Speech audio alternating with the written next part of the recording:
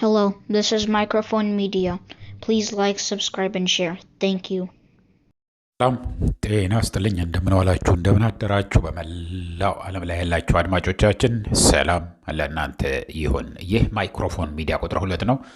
ለማይክሮፎን ሚዲያ ቁጥር 2 አዳዲስ የሆናችሁ ደግሞ አዲስ ቻናል ነውና አድማጮቼ ሰብስክራይብ ያላደረጋችሁ ሰብስክራይብ አድርጉ። የደወል ምልክቷን ተጭናችሁ ኦል የምትለዋን ከተጫናችሁ ሁል ጊዜ ለህዝባችን ይጠቅማሉ፣ ያስተምራሉ፣ ህዝብ ማወቅ አለበት ብለን ያመንባቸውን ሐቅነታቸውን አረጋግጠን ከናንተ ወደ እናንተ ነው።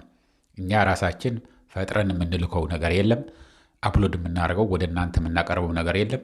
ከተለያየ አካባቢ ይህንን በደል እየደረሰ ነው ብለው እየጻፉ የሚልኩልን በፎቶግራፍ አስደግፈው በማስረጃ አስደግፈው የሚልኩልን የህዝባችን ሮሮ በተለይ ደግሞ አዲስ አበባ ውስጥ የሚፈጸም ያለው ታይቶ ተሰምቶ የማይታወቅ በአዲስ አበባ ታሪክ ተሰምቶ የማይታወቅ ታሪክ ዛሬ ነግረውኛል። እውነት ለመናገር እኔ አዲስ አበባ ብዙ ዓመታት ተመሬ ያደኩበት ከተማ ነው። ግን እንደዚህ አይነት ነገር ተሰምቶ ታይቶ አይታወቅም። እሱን ነግራችኋለሁ። በመላው ኢትዮጵያ ግን የሚደርስ ነገር አለ። በተለይ ደግሞ ይሄ የአማራ፣ የትግራይ እና የኤርትራ እና የጉራጌ ተወላጆች የሆኑት ላይ የሚደርስ ያለው ተአምር ነው። ታይቶ ተሰምቶ አይታወቅም። ከመርካቶ ደውለውልን ነበር፣ ከአጣና ተራራ ደውለውልን ነበር፣ ከጦር ኃይሎች ሳይቀር ደውለውልን ነበር፣ ከተለያዩ ኮንዶሚኒየሞች ደውለውልን ነበር። ታይቶ ተሰምቶ አይታወቅም። አንዱ ታሪክ የነገሩኝ ነገራችሁ ወደ ትልቁ ወስዳችኋለሁ። በህይወት ነው የመጡባቸው። ለአዲስ አበባ ህዝብ በህይወት ነው። ህይወት ሊያጠፋ የሚችል ነገር ነው መጥቶ ያለው። ግን አንዱ አሁን የነገሩኝ የትራፊክ መንግስት ገንዘብ ባጀት ያወጣል በየቀኑ ይህንን ያህል ገንዘብ መሰብሰብ አለበት ይባላል ብሎ ይተላለፋል። ከ4 ኪሎ ከአብይ አህመድ ቢሮ ማለት ነው። ይህን ያክል ገንዘብ መኪና እየነዳ ከሚሄድ የፈለገ ምክንያት ፈጥራችሁ ቅጡት፣ ከዛ በኋላ ይህን ያህል ገንዘብ መግባት አለበት ይባላል በየቀኑ። ከዛ በኋላ አጥፋ አታጥፋ ምንም የሚጠየቅ ነገር የለም። ጥግ ያዝ ይባላል፣ ውጡ ይባላል። ተሰልፈው ሲሄዱ ተሰልፈው ታቆማለህ። ዝም ብሎ ቲኬት መቸክቸክ ነው። የሌለ ጥፋት እንዲህ አላጠፋሁም እንዲህ አላደረግኩም ምናምን የሚባል ነገር የለም። አንድ ቦታ ላይም አይደለም የምትቀጣው። በተለይ እነዚህ ገልባጭ ማኪኖቹ ከአንድ ቦታ ጭነው ሲመጡ በየቦታው ኬላለ አንደኛ ነገር የሚያስከፍሏቸው የኦሮሚያ ክልል የሚያስከፍላቸው ማለት ነው። ከዛ አልፎም ወደ አዲስ አበባ ሲገቡ ታርጋ ይፈቱና ይህን ጥፋት ሰርተሃል፣ ከሚዛን በላይ ጭነሃል ወይ አንድ ነገር ምክንያት ይፈጥሩና ታርጋውን ፈተው በልሂድ ወይ ባንክ አስገብተህ ና ይሉታል። ባንክ ለራሳቸውም ለትራፊኮችም ለመንግስትም የሚገባ አስገብቶ ይመጣል። የማይቻል ከሆነ ደግሞ ሂድና በቃ ስታስገባ በ48 ሰዓት ውስጥ ታርጋህን መጥተህ መውሰድ ትችላለህ ይሉታል። ከዛ በኋላ ያላ ታርጋ ሲነዳ ሲገኝ ደግሞ ይይዙታል። መንገድ ላይ እንደገና ያግቱታል። ኧረ እባካችሁ ልቀቁልኝ፣ እንደዚህ ብለው ይዘውብኝ ነው፣ ይኸው ወረቀት ሰጥተውኛል፣ ምንም የምናውቀው ነገር የለን ይባላል። በሉ ምንድን ነው ታዲያ ማድረግ ያለብኝ?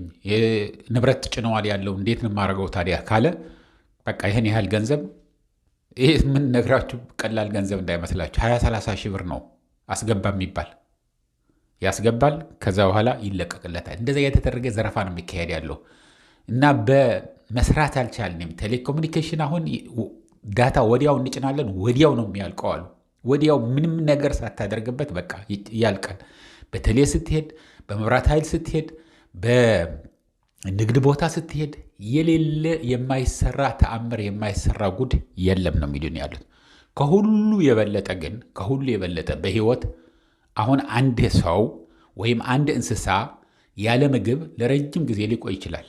አሁን ሕጻጽ የሚባለውን በትግራይ ላይ አሁን ተርበው ያሉ ያየኋቸዋቸው ላለፉት 3-4 ዓመት ስቃይ ላይ የቆዩ ናቸው።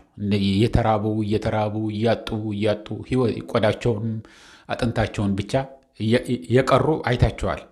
ካላያችሁ እዩት። ቲክቶክ ላይም የእኛ ሚዲያም ሂዳችሁ ልታዩ ትችላላችሁ። ግን ከትንሽ ደቂቃ ከትንሽ ሰከንዶች በላይ የማትቆይበት ትንፋሽ አለ። አየር ኦክሲጅን ያስፈልግሃል። ከኦክሲጅን ቀጥሎ ደግሞ ያለ ውሃ አንድ ቀን መቆየት አትችልም። ያለ ውሃ አንድ ቀን መቆየት አትችልም። አሁን ግን በአዲስ አበባ ታሪክ ውስጥ ታይቶ ተሰምቶ የማይታወቅ ወራት ነው የሚጠፋው ያለው አሉት። በሳምንት አንድ ጊዜ ትለቀቃለች ይባላል። በሳምንት የሚለቀቀው ደግሞ የተወሰነች ጭልጭል ትላለች፣ ትጠፋለች አሉ። ከዛ በኋላ ከፍተኛ ችግር አሁን በኮንቴነር ማለት በቦቴዎች እያመጡ ግለሰቦችንም ታይቶ እኮ አይታወቅም። በአዲስ አበባ ታሪክ ውስጥ እኛ እንደዚህ አይተን አናውቅም። ጦርነት ያለበት በየአካባቢው ሌላ ቦታ ነው እንጂ አዲስ አበባ ታይቶ ተሰምቶ አይታወቅም። ያለ ውሃ መኖር አትችልማ።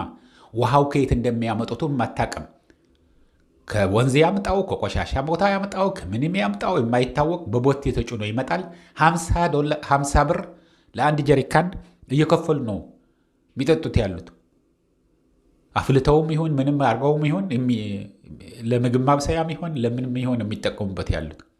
ስለዚህ በአዲስ አበባ ውስጥ አሁን ምንም ነገር በተለይ በዚህ በኮንዶሚኒየሞች ይታያችሁ እንግዲህ ፎቅ ላይ ነው የሚኖሩት። 7ኛ ፎቅ፣ 8ኛ ፎቅ፣ 10ኛ ፎቅ ምናምን 12ኛ ፎቅ ነው የሚኖሩት። ውሃ የለም። ሽንት ቤት ትጠቀማለህ። የምትበላው የምትጠጣው ትፈልጋለህ። ይህንን ሁሉ ምን ያህል እንደተገማማ ከተማው ተግማምቶ አሁን በፎቆቹ መግባት አትችልም አሉ። ሽታው አያስጠጋም። ያለ ውሃ እንዴት አድርጎ ይኖራል? ከሰውነታችን የሚወጣ እንግዲህ ሁላችንም ብንሆን ነጭም ጥቁርም ብጫም ምንም ይሁን ተፈጥሮ ያለው ሁሉ ላቡ ከሰውነቱ የሚወጣ በላብ የሚወጣም በእንባ የሚወጣም በሰገራ የሚወጣም በሽንት የሚወጣም በጣም ነው የሚሸተው። በተለይ ደግሞ ከቆየ በጣም ነው የሚቆየው። በተለይ ደግሞ ቤት ውስጥ ከሆነ ፍላሽ ካላደረግከው በጣም ነው የሚሸተው የሚገማው። አሁን አዲስ አበባ ወደ ግም ነው ተቀይራ ያለችው። መንገድና ጎዳና አብለጭልጮ መንገድ ሰርቻለሁ ጠርጌያለሁ ይላል። አዲስ አበባ ግን በውሃ ጥም ሊያልቅ ነው። ውሃ ጊዜ አይሰጥም። አንድ ትንሽ ማትረባ ጀሪካን 50 ብር ገዝተሃት ምንድን ነው የምታደርግልህ? ሽንት ቤት ላይ ልትደፋት ነው? ልብስ ልታጥብበት ነው? ምግብ ልታበስልበት ነው?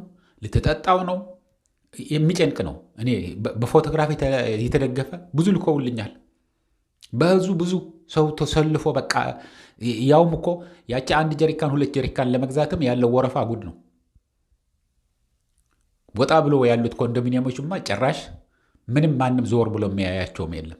ደግሞ እንደዚህ ብሎ ውሃ ጣን ብሎ ሰው ሰልፍ እንዳይወጣ ግርግር እንዳይፈጥር ደግሞ በከፍተኛ ደረጃ ሰላዮችን እኔ እኮ በጣም የሚገርመኝ ነገር ለህዝቡ ጥሩ ነገር አድርገህ ህዝቡ እንዲከተልህ ማድረግ ትችላለህ እንደ ፖለቲከኛ። የዚህ ሰውዬ የብልጽግና አሰራር ግን ሰላዮቹን መዓት ገንዘብ እየከፈልክ ከህዝቡ እየነጠቅክ እየቀማህ ነጋዴውን እያደህየህ ድሃውንም እየቀማኸው እያስጠማህ ከዛ በኋላ ድሃውን እንዲሰልልልህ። በኖርዝ ኮሪያም ታይቶ አይታወቅም። እንደዚህ አይነት ነገር ታይቶ ተሰምቶ አይታወቅም። ቢያንስ እነሱ የሚያስፈልጋቸውን አንዳንድ ነገር መሰረታዊ የሆኑትን እየቀረበላቸው ነው የሚኖሩት።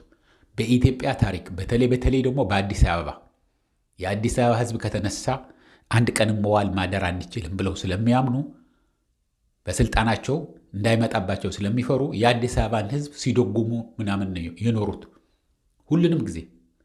አሁን ግን አዲስ አበባ የከፋ ከምን ጊዜም በላይ የከረፋ የገማች ከተማ ነው ሆና ያለችው። መንገዱን አትዩ። የሚያብለጨልጨው እኮ ከኛ በሙሉ የተወሰደ ነው። ውሃው የት ሄዶ ነው? እኔ እኮ የሚገርመኝ እኮ ነው። አዲስ አበባ በሁለት ትልቅ ማከፋፈያዎች የምትታወቅ ነች። ለገዳድም ገፈርሳም፣ በከርሰ ምድር ውሃ ደግሞ ከዚህ ከአቃቂ ቃሊቲ፣ በተለይ ከአቃቂ አካባቢ ከመሬት ስር እየወጣ የሚከፋፈለው ውሃ አለ። ገፈርሳ ውሃ አለ። ለገዳድ ውሃ አለ። ይህንን ሁሉ ውሃ በስነ ስርዓቱ አድርጎ ገድቦ ከበቂ በላይ ዝናብ ይዘንባል። ያ የዘነበው ውሃ እንዲጠራቀም አድርጎ ለህዝቡ ከማከፋፈል በሰለጠኑ ሀገር ለ100 ዓመት ለ50 ዓመት ለ80 ዓመት ይህንን ውሃ ይህን ያህል ይጠቅመናል ብለው አስበው ይሰራሉ። እንደዚህ ከገደብን ቁጥሩንም እያደገ ነው ህዝባችንና እሱን የሚመጠን ማሳደግ አለብን ብለው ያሳድጋሉ። ኢትዮጵያ በተለይ ደግሞ የአሁኖቹ ጉዶች ደግሞ የፈለገ ቢያልቅ ግድ የላቸውም። 4 ኪሎ እሱ አይቶት ሰምቶት የማያውቀው በሻሻ አይቶት ሰምቶት የማያውቀውን ተንደላቀቆ ይኖራል። የአዲስ አበባ ህዝብ ግን ሁሉንም ቀርቶበት አሁን በውሃ መጥቶበታል። ውሃ ማለት ህይወት ነው። የሰውነታችን 60-70% ፈሳሽ ነው። ያ ፈሳሽ ካለቀ ሞትን ማለት ነው። እና እንደዚህ ነው ሆኖ ያለው አድማጮች። ይሄ ህዝቡን በጣም አማሮ አሁን ማን የት ነው የምትጀመረው ነው እንጂ ሰው ወጥተናል ነው የሚሉት ያሉት። ብዙዎቹ ድምፃቸውን ልናሰማቸው አንችልም፣ ምክንያቱም በጣም ይፈራል። ሰላይ የሌለበት ነገር የለም። እነዚህ ሰዎች እጃቸው ረጅም ነው። የት ሆነው እንደሚሰልሉ አይታወቅም። ሚስት ለባሏ፣ ባል ለሚስቱ፣ ልጆች ለወላጆቹ የማይተማመን ወላጆች ለልጆቻቸው የማይተማመኑ ደረጃ ላይ ደርሰናል። እንደዚህ ታይቶ ተሰምቶ አይታወቅም። ይሄ ሰውዬ ምን እንደሆነ አይታወቅም። ስለዚህ ባካችሁ ድምፃችን እንዳታሰሙ፣ ድምፁን ቀይራችሁ ቢሆንም አይታወቅም እያሉ ማነሱም ስለሚያደርጉን ነው እንጂ ብዙዎቹን ሲደውሉልን ዝም ብለን አይደለም፣ ሪካርድ እናደርገዋለን፣ ግን ልናሰማው አንችልም። ለምን? አደጋ ውስጥ እንዲገቡ ስለማንፈልግ። ምንም አይታወቁም ብለን ብናምን እንኳን ድምፃቸው ቀይረን አታሰሙ ካሉን አናሰማው። ግን ከፍተኛ የሆነ ታይቶ ተሰምቶ በአዲስ አበባ ታሪክ ውስጥ ታይቶ ተሰምቶ የማይታወቅ ጉድ ነው የሚታያለው። ህዝቡ ግን ምን ያህል እንደተማረረ እየነገርኳችሁ ነው። እኔ ከአጣና ተራ ተደውሎልኝ አያውቅም። እውነት ለመናገር ከየት ነው የምትደውለው? ከአጣና ተራ። ከየት ነው የምትደውለው ስለው ከጉለሌ ነው ይላል። ከየት ነው የምትደውለው ስለው የካባዶ ነው ይላል። ከየት ነው የምትደውለው ስለው ከሳሚት ኮንዶሚኒየም ነው ይላል። ከየት ነው የምትደውለው ስለው ከቱሉ ድምቶ አካባቢ ነኝ ይላል።